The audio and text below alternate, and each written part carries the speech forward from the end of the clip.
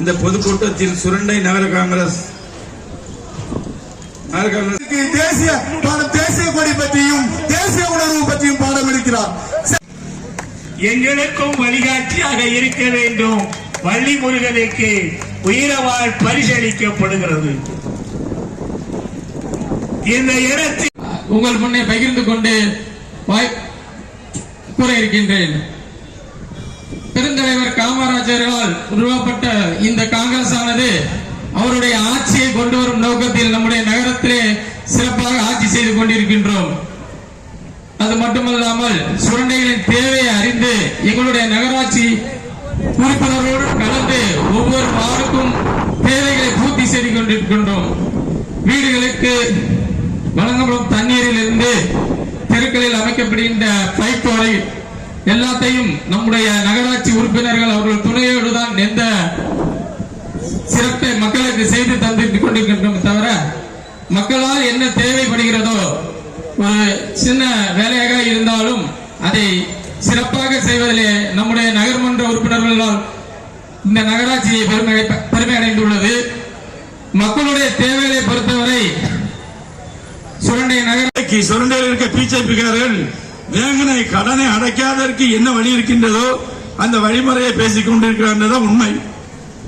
ஏனென்றால் அரசனுடைய பணத்தை அவ்வளவு சீக்கிரமாக களவாண்டு கொள்ள முடியாது என்பது நம்முடைய தமிழ்நாட்டில் அந்த நிலை இருக்கின்றது.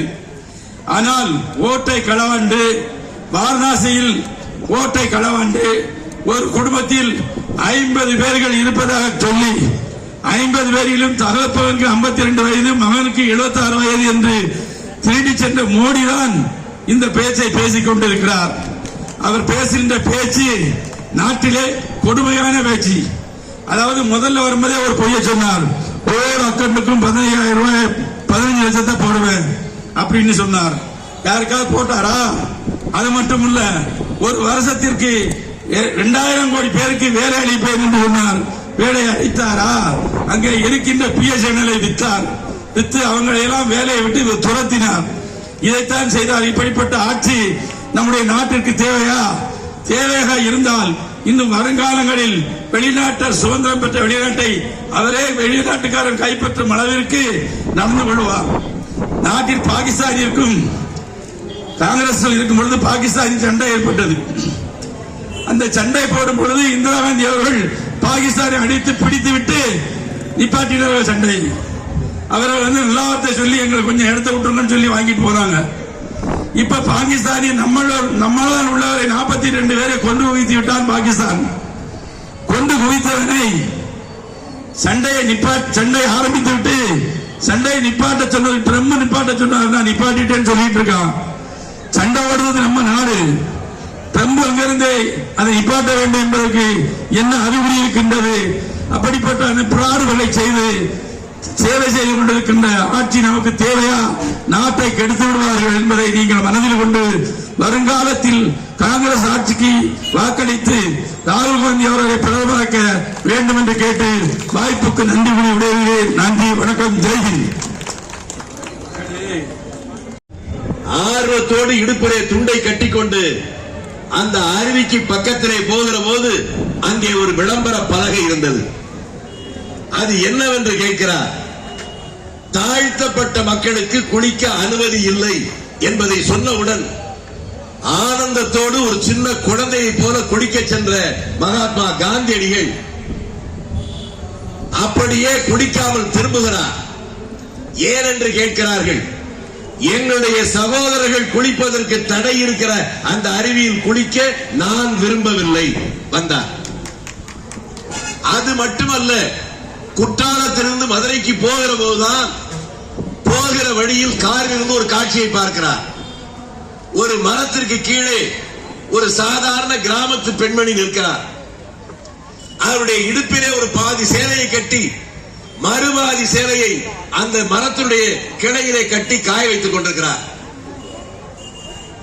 இவர் கேட்கிறார், ஏன் அந்த பெண்மணி இப்படி அரை நிர்வாணமாக நிற்கிறார்?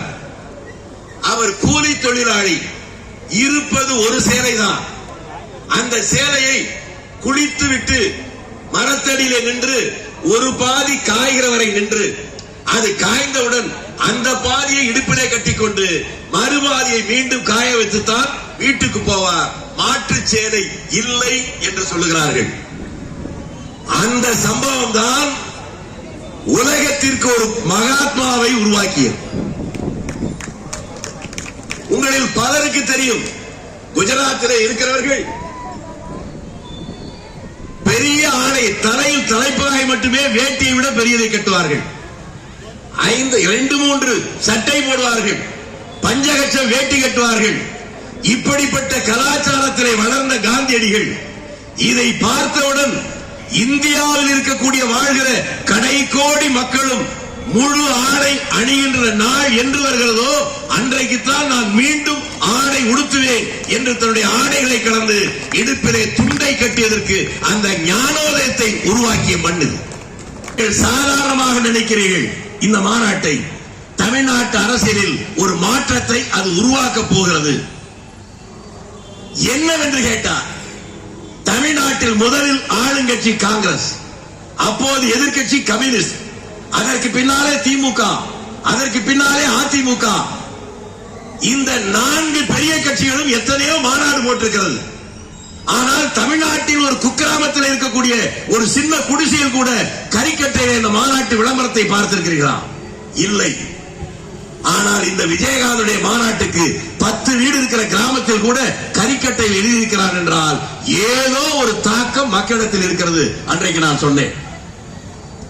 அந்த மாநாடு நடந்து முடிந்ததற்கு பின்னாலே அதை இவர்கள் ஒத்துக்கொண்டார்கள். இப்பொழுதும் ஒரு மாநாடு மதுரையிலே.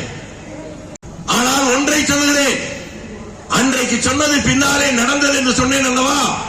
இப்போது சொல்லுகிறேன், அடுத்து அமைய போகிற தமிழக அமைச்சரவையில் காங்கிரஸ்காரன் 2-3 பேர் அமைச்சராக வரப்போகிறார். காங்கிரஸ்காரனுக்கு அமைச்சரவையில் இடம் கொடுக்கிறவர்கள் யாரோ அவர்களுக்கு தான் ஆட்சி. எங்களுக்கு அமைச்சர் பதவி இல்லை என்றால் நீங்கள் எதிர்க்கட்சி. நாட்டில் இருக்கிற நடப்பதுதான் பாக்குறீங்க. 17 எம்எல்ஏ பெண்கள் இருக்கு. கூட்டணி இல்லைன்னா 17 எம்எல்ஏ இல்லைன்னு வச்சுக்க. ஆனா எங்க கூட கூட்டணி இல்லைன்னா உங்களுக்கு ஆட்சியே இல்லை. அதை என்ன பண்றீங்க? உங்களுக்கு ஆட்சி வேணும்னா எங்களை மரியாதையா பார். இல்ல எதிர்கட்சியா உட்கார்ந்து கைகட்டி மூலையிலே இருக்கணும்னா அந்த திமிரா பேசு. துறை மத்திய அமைச்சரா மாநில அமைச்சரா இருந்தவர். அவர் ஒரு முறை தமிழ்நாட்டுடைய கோரிக்கையை நிறைவேற்ற பிரதம மந்திரி பார்க்க போறார். தனியா போகல, 35 எம்பிகளை அழைச்சிட்டு ஊர்வலமா போறார். நம்ம பிரதம மந்திரி பார்க்கல. 2வது தடவை போறார், அப்பவும் பார்க்கல. திரும்பி பார்க்கிறது ஒரு நேரத்தையும் ஒதுக்கி கொடுக்கல. அந்த நேரத்தில் தமிழ்நாட்டை சேர்ந்த ஒரு நடிகை போகுது, 1-to-1 சிரிச்சு பேசிட்டு இருக்கிறார். அந்த படம் பத்திரிகையிலே வந்துச்சு. ஆனால் காங்கிரஸ் பிரதமர்கள் எப்படி?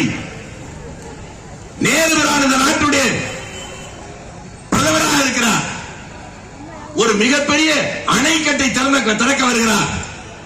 வருகிற போது மேடையிலே பக்கத்திலே ஏழ்மை நிலையில் இருக்கக்கூடிய சில பெண்கள் இருக்கிறார்கள்.